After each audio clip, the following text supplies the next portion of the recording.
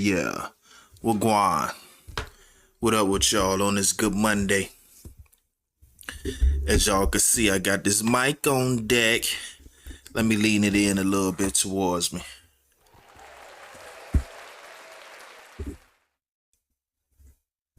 Hold on, y'all. Let me see. No, that ain't.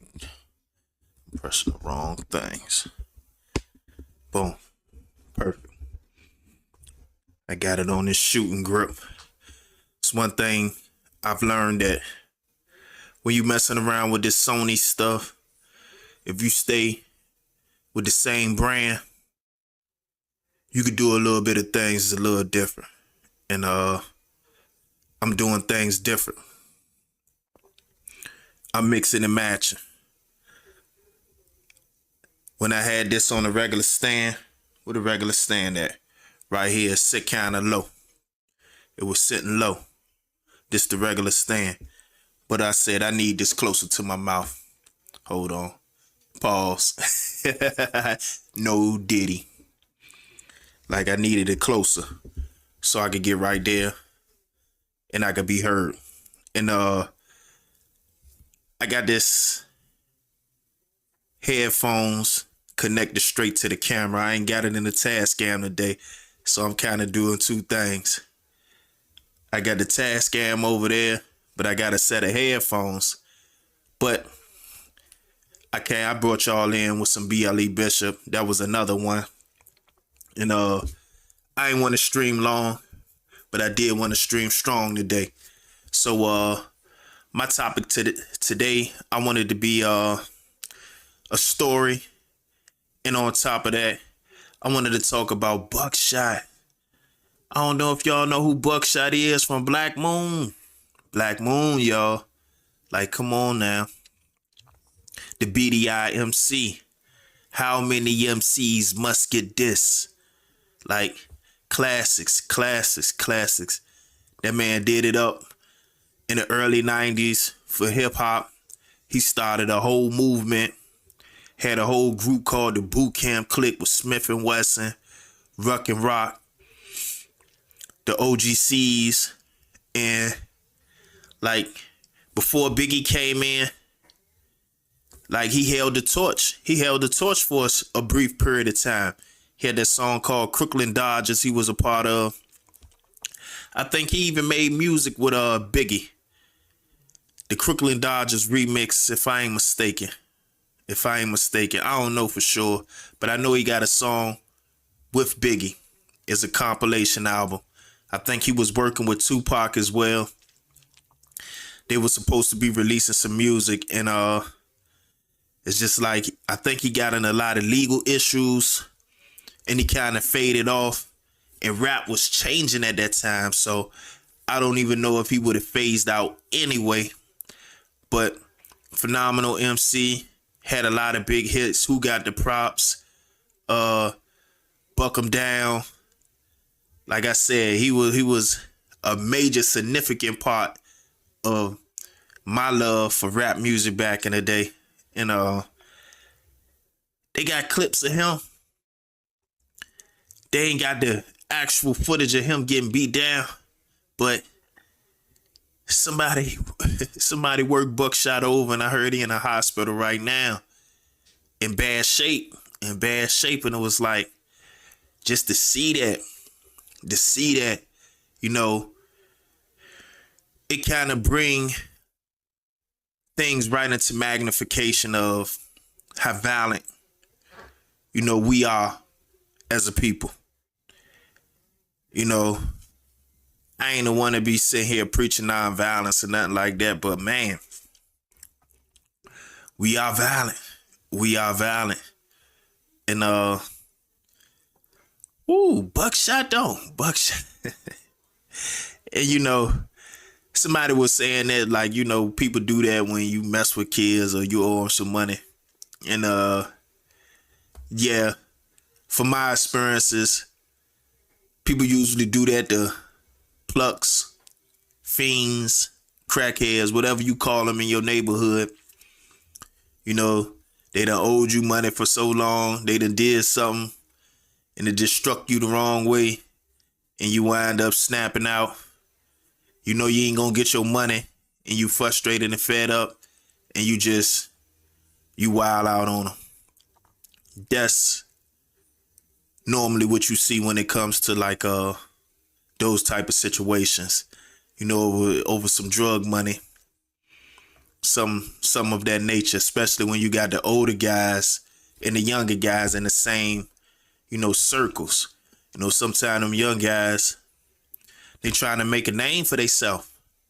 They trying to, you know, make their mark, leave their mark. And sometimes an old head or elder statesman or somebody, you might have been an OG, but you're not relevant in these times, because you think about Buckshot. He ain't make no good music in a while. So it's like, them younger guys, whoever did that to him might be 30 years or younger. They barely know some of the greats. And not to say that Buckshot wasn't a great, but he was tailing off as Biggie was coming in. And some of these young people, Biggie Smalls been dead for close to 30 years. Close to 30 years. 2-3 more years, Biggie be dead for 30 years. So you thinking Tupac and Biggie, some of these youngsters, they wasn't even alive when they was on top of their game. So Buckshot was fading out before them. So some of the young guys, they might know who he is vaguely, but they not even thinking about that. Because you could ask somebody like Anthony Edwards or Lonzo Ball, they don't even know who Nas is. And Nas is the God MC. He one of the best. That's Queensbridge finest. I think God MC, that's Rakim, but Nas a God MC too now. Lyrical genius. And these young dudes, woo, I don't know I don't even know the situation, but the word is a young dude, mauled that man. They thought he had got jumped, but it was the word is one guy mauled him. It looked like he put hands and feet all over that man. That man couldn't even get up.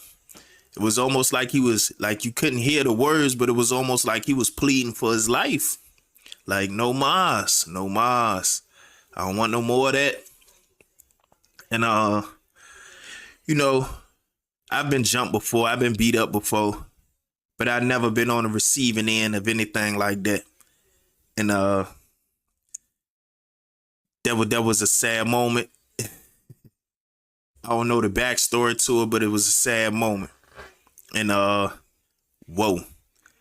Matter of fact, I wanted to get into one of these situations, story time, about this guy named Elliot. I think he was from Virginia Beach, and this guy named Milk. Milk was from Norfolk. Now, I don't know the confrontation that they had or the problem, or what was the conflict between these two.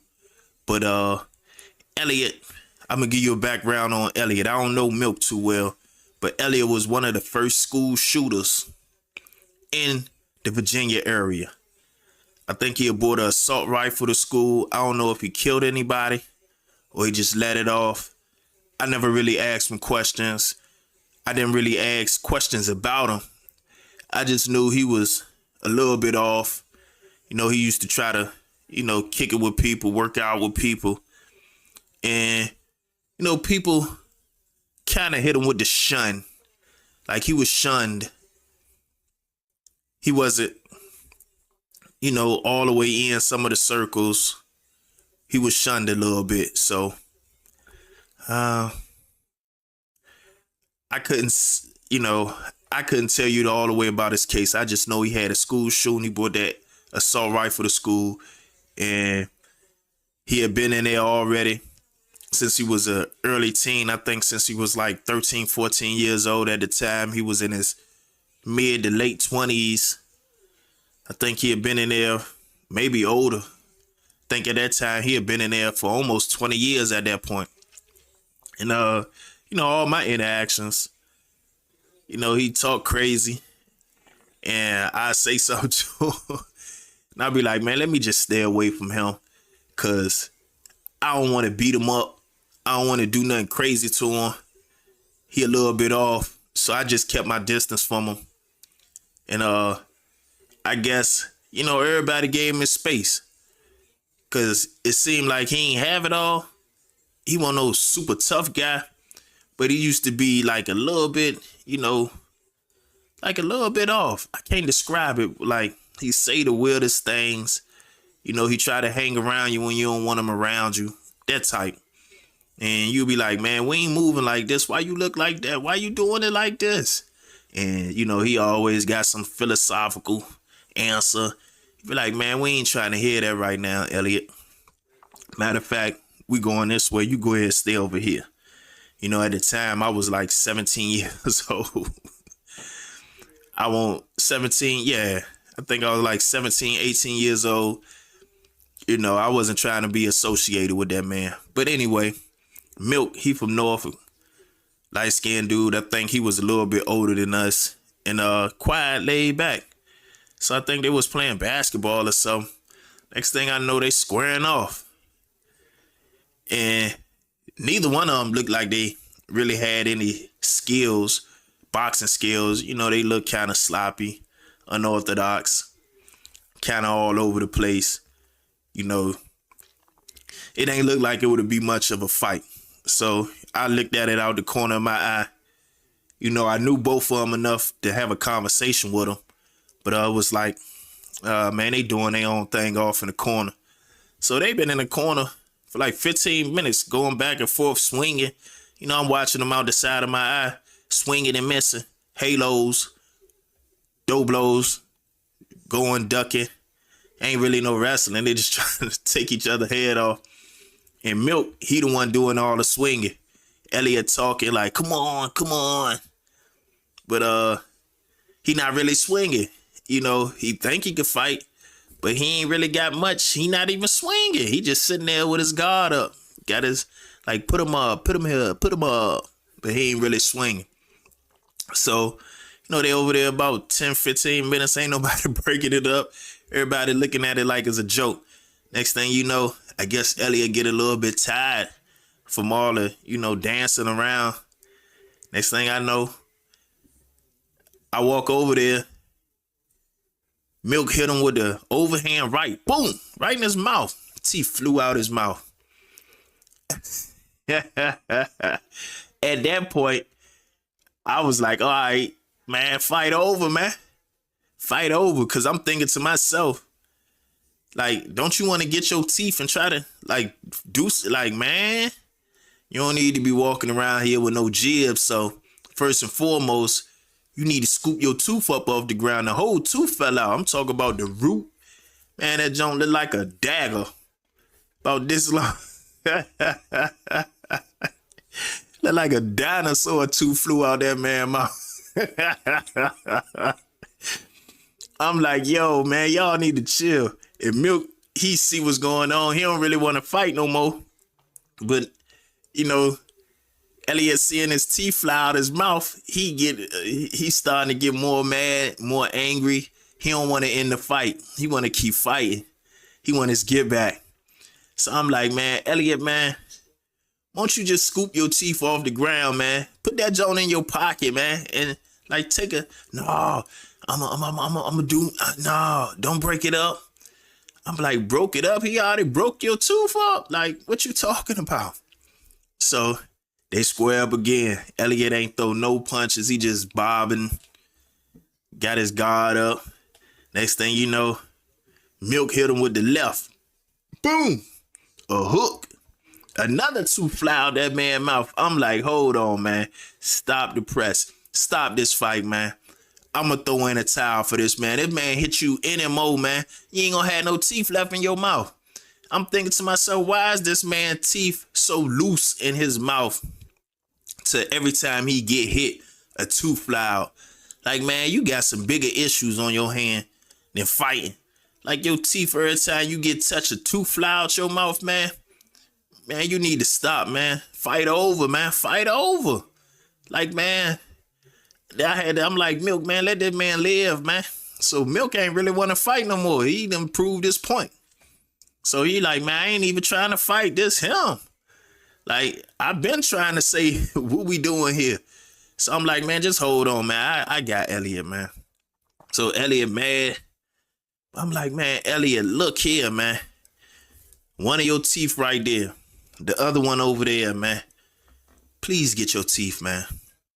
For you, somebody kick them and you can't even put them back. Like, because, you know, if your tooth get knocked out, if you heard this, I don't know if this is for certain, but if you heard soak it in milk and you could get the dentist to put the jib back in, you could save it if it's fresh. You could save it. You don't want to be walking around with your jib gone. And they both flew out. They was both like, man, like I said, they look like dinosaur teeth. The whole tooth. Two big long teeth all the way from the rooty to the tootie. Like, man. So I'm sitting there like, man, stop, man. Stop, Elliot, man. I don't know you that well, but I've been in here with you for a year now, man. And it's like, what are we doing, man? What are we doing, man? Get your teeth, man. Get your teeth. And, man, you can fight him anytime, man. But get your teeth, get yourself together. Hurry up and go down to the doctor, the medical run. Go to the dispensary. That's what they used to call the little medical situation. Go to the dispensary and, man, see what they could do with that, man. Drop them Jones in some milk, man. Preserve them Jones while you can, man. You don't want to be walking around here looking like this. And then you got somebody that you could point to that did that. Nah, don't do that. So, that was just a situation I was thinking about earlier with Elliot and Milk. Elliot was coming out of Virginia Beach and Milk was from Norfolk. This was at Southampton. What is it? I don't know if they consider it a prison or a penitentiary. But yeah, that was at Southampton. But getting back to Buckshot, man. And even in that situation, man, people get violent at times, man. People get violent at times. So, you know, you never want to get caught up in a situation. Like I said, I've never been caught up in a situation where I got dogged out like that. And like I said, I done been beat up. I've been unconscious before in a fight. But, you know, with the mercy, it was mercy on me, man. Ain't nobody do me dirty like that to keep lumping me up and kicking on me and stomping on me and all that stuff. And, you know, I'm thankful. I'm thankful because, you know, I've been out of bounds plenty of times. I've been in situations that maybe my hand did call for somebody to OD on me, but they didn't. So I'm thankful for that. But, you know, I ain't going to tab the whole day. I just wanted to give y'all a little fresh session, man. Bring you a little bit of something. And I wanted to see how this mic sound. Hopefully it sound good. You know, I got my headphones right there, so it ain't no lag. I can have the headphones on while I'm talking. But I'm about to shut this down. And that was just a little something, man. That Monday night, man. That Monday broadcast, man. You know, I had a little bit of energy, so I just wanted to give y'all something. But I ain't even, you know, do my intro or none of that. But y'all know what it is. It's Let's Get To It. I'm Big Sam, and it's Let's Get To It. And y'all my go-getters. Let's go, let's go. You know, every time I come in, I want to let y'all know we back in business, man. We ain't gonna be able to put us out of business no more. We back in business, Baltimore. But we just gonna keep it smooth. Make our way up out of here. I'm gonna mute this mic. And I'm gonna switch over to that. And go on here and let this music play, y'all. I'm out of here. But I'm gonna let y'all go with this another one. It's by B.L.E. Bishop. and there's another one. That's who I be getting the beats from. I need to re-up because I keep playing the same ones over. But y'all know what it is, man.